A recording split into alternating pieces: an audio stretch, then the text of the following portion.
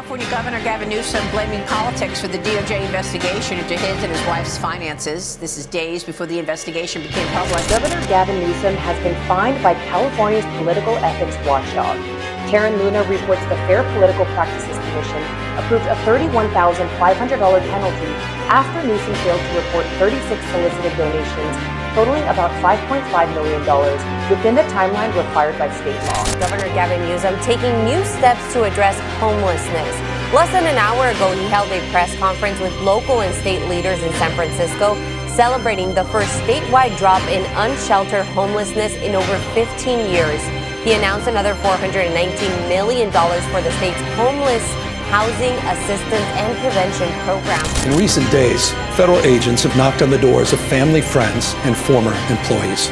Not because they found a crime, because they're simply trying to find one. They're demanding records. They're abusing the grand jury process, digging through years and years of random documents. Donald Trump isn't just coming after me because of my mean tweets. He's coming after me because I'm considering running for president. It's really appropriate he has a crown on his head because he's the king of fraud. $20 billion in fraud just in the EDD program during COVID. And who ran that program? Julie Su. What did? They promoted her to be the labor secretary. High-speed rail, they told the California people that they would spend a few $1 billion to build this rail. We're talking over $100 billion now. No, there's no rail. There's no rail in California. Who took the money?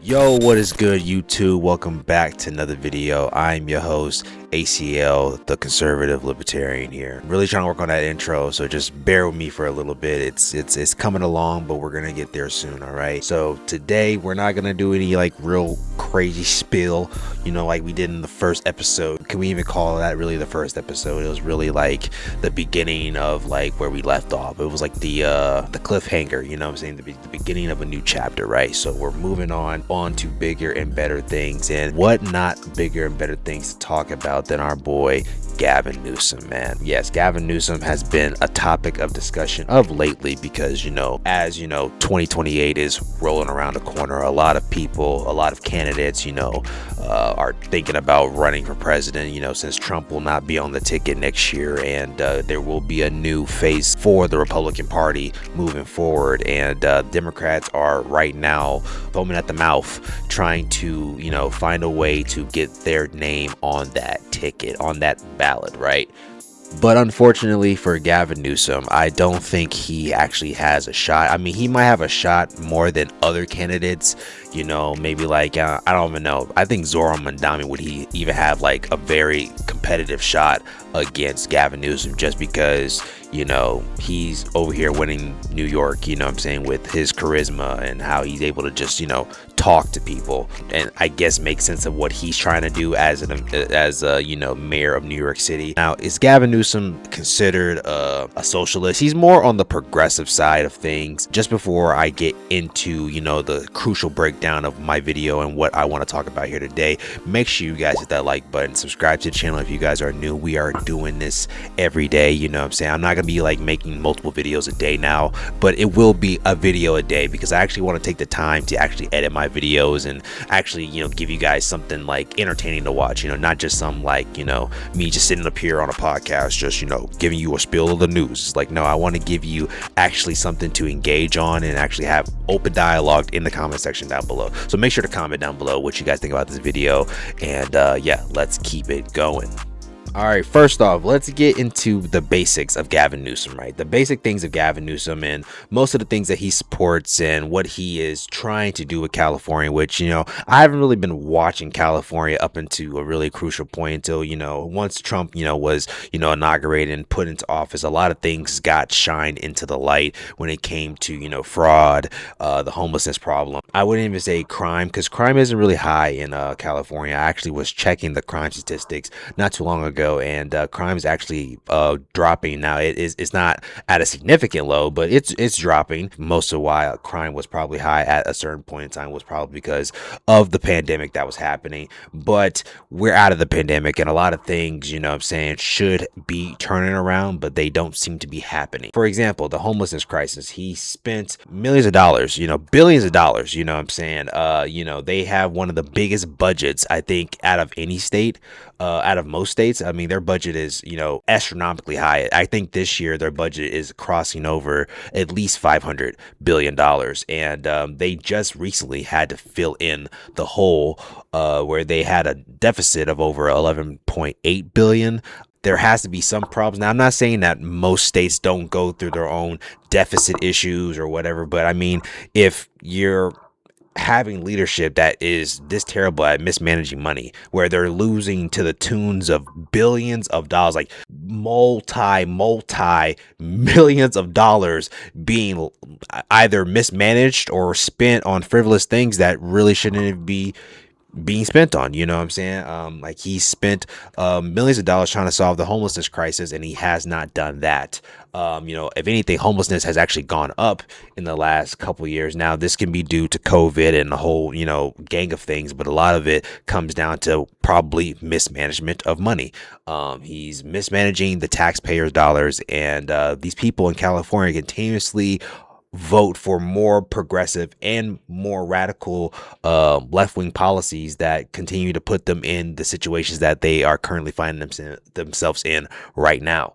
And he's being investigated right now, you know what I'm saying, by the DOJ. Now, could this turn into a criminal investigation? We do not know. But, he's already blowing the whistle, saying that he's being, persecuted. You know what I'm saying? He's being, this is partisan. President's coming after him, basically. I'm not going to 100% deny this claim, but at the same time, too, we heard from Democrats and Democratic or people who support, leftist ideologies and stuff like that, who care about that side years on years. And I remember this vividly. Nobody is above the law, right? That he is not above or beyond constitutional constraints. No one is above the law. I hope and I believe very strongly after today that the lesson is that actually no one's above the law.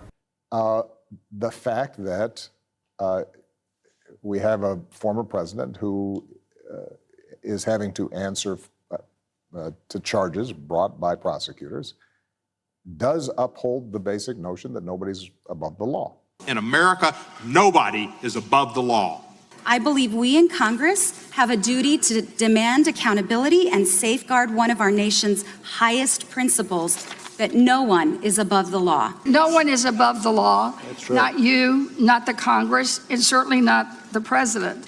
Anyone else who did these things would be prosecuted for them. We must ensure that no one is above the law. This is the United States of America. No one is above the law.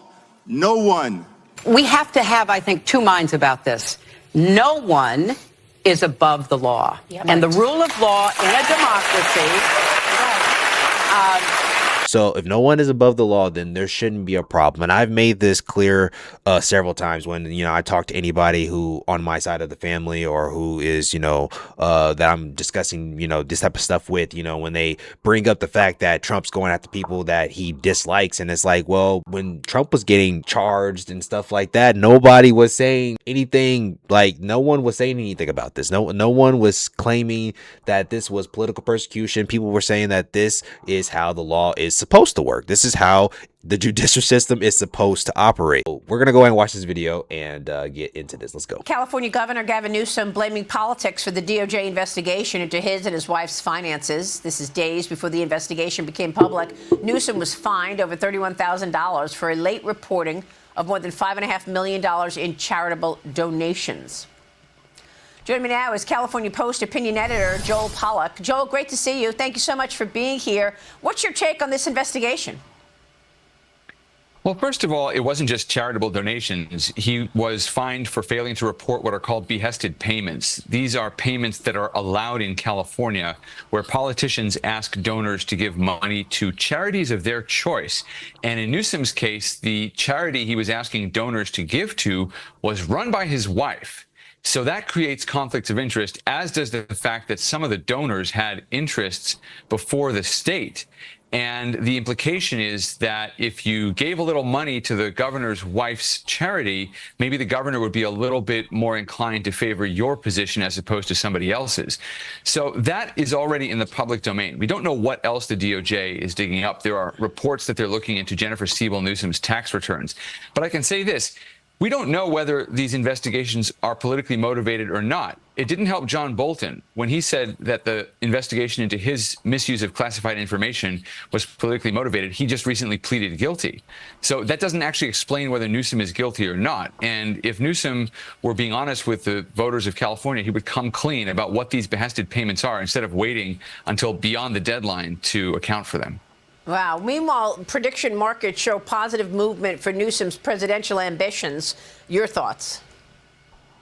Well, I don't really pay a lot of attention to prediction markets. If prediction markets were correct, Eric Swalwell would be the leading candidate for governor today. He had over 2/3% likelihood. You know, prediction markets have some value, mostly the same as anecdotal value. We believe in them because we think insiders are making money, often inappropriately, by trading on information that they only have access to. But often prediction markets are just getting the same garbage in, garbage out that the rest of us are getting from the media. And so I don't really place too much stock in them. But I will say that Newsom is leading a race to the bottom. Democrats seem to believe that the most important thing about 2028 is being the most anti-Trump candidate they possibly can be, even though Trump will not be on the ballot. And if Democrats thought that doing a good job was the criterion for being the presidential nominee, you would see Newsom clearing brush in California. You would see him actually balancing the state budget instead of dipping $20 billion into the reserves. You'd see him cleaning up crime. You'd see him helping rebuild in Pacific Palisades. You don't see him doing that. And he actually has no track record of accomplishments in California to talk about. He's got high-speed rail that doesn't go anywhere. He's got reservoirs that were planned and never built. He's got Delta tunnels that were reduced from 2 to 1 and then never built. He basically has a resume of zero, and so he has to go after Trump. But luckily for him, that's what Democrats have an appetite for right now. Facts, man. I mean, that guy just gave the whole spiel, but I mean, that's really the case of what's going on right now. I mean, Gavin Newsom, he's digging for, scraps in a barrel. He's trying to find any relevance, really, and to be honest, Trump is really giving it to him by even mentioning him. But I think you have to mention him. You have to call these people out by name because you have to let the American people see who they are, right? Independent research. That's why I put these things on the screen to let you know that I'm not just out here just speaking outside of my ass. I actually looked this stuff up to figure out what's actually going on. Is this true? And does he really support all these different things that are causing his state harm? Or is he actually trying to do what's best? Is he trying to do what's best for his constituents? You know what I'm saying? And that's the biggest thing that I'm trying to figure out. So I did some digging, and a lot of the stuff comes back as fraudulent to me behavior. He really doesn't want to show anybody what's going on. He wants to be able to conceal all these things by the way how he talks and by the way he puts himself out there, you know what I'm saying, as this, good looking, great guy. And it's like, he's not actually doing anybody, justice in his own state if you actually look at the state and the environment. I don't know why anybody would want California to be the representation of the United States, because California is a shithole. I mean, I'm not trying to shit on everybody in California, because I'm pretty sure not the entire state is shit. It's a shit show. But I mean, you guys overwhelmingly vote, Democrat. Like that state might as well be a Democrat stronghold. Gavin Newsom has bigger, fish to fry. Really, he needs to be worried about the people in his own state, actually, because as his state leans more towards the progressive side, he's starting to get pushback from the progressive socialist leaning side of his base, because this is the people that they have fed into. These are the people that they have given their souls to, saying to these cretins, these leeches. A proposed one-time 5% tax on the wealth of billionaires officially qualified for the November ballot. But now uncertainty as to whether it will actually be put to voters, as the union backing the measure says they will pull the measure if Governor Newsom backs a 2% tax on billionaires that would instead be passed by California lawmakers. With more, let's go inside California politics with... So they're literally giving this guy an ultimatum. They're literally telling him, like, hey, we're going to put this on the ballot, right? It's going to the ballot, and we are going to vote yes, right? We're going to vote yes. And if you if you axe this proposal, you know what I'm saying, this ballot effort, we're going to revolt against you, and I guarantee you he will not get the support he is looking for when it comes to his general election, right? He's not going to get the same support. Inside California Politics host Nikki Lorenzo. Hi, Nikki. Nice to have you here on this Friday. Let's start with this. For the first time in months, we are not talking about the race for governor, but the battle lines that are being drawn in a big way around this proposed billionaire tax. And backers of the tax basically gave Governor Newsom an ultimatum, which he seems to be rejecting. Indeed, Chair Micah, great to be with you on this Friday. And yeah, for once, we're not talking about the governor's race, but this does involve our current governor. And yes, the Healthcare Workers Union of SEIU putting this forward this week, sending this letter to the governor saying, look, we'll take this off the ballot if you agree to this one-time 2% tax. The governor's office was quick to respond and say, we're not interested in any kind of billionaire's tax, but the clock is ticking, guys. They have until next week, if there's going to be any kind of negotiation, to pull this off the ballot. So we're going to have to wait and see, but it looks like the governor is not really interested right now. Yeah, that deadline next Thursday. What do you think this could mean for Governor Newsom's future aspirations, especially if the full tax goes on the November ballot and passes, as some polls suggest it will? He's between a rock and a hard place. Yeah, you know, there's a couple of different schools of thought here. I was actually shown some polling yesterday by a source that actually shows the billionaire's tax is a bit underwater now, below 50%. And those... It'll pass. It'll pass. It will pass. And if he axes that, yeah, it's up. It's over. It's over for Gavin Newsom. They are putting him in the hot seat, right?